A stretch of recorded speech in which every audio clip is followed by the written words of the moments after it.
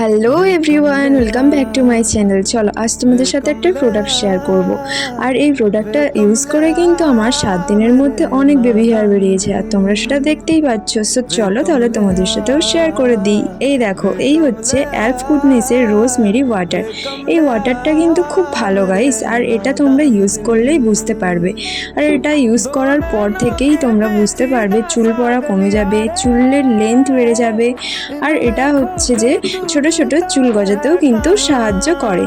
আর তোমরা এটা ইউজ করা কোনো ব্যাপার না, এটাকে খালি চুলের মধ্যে স্প্রে করে নেবে আর চুলটাকে একটু হাওয়ায় ফেলে শুকিয়ে নেবে। যেহেতু এটা জল, তাই জন্য কিন্তু শুকিয়ে নেওয়া আমার মনে হয় বেটার হবে।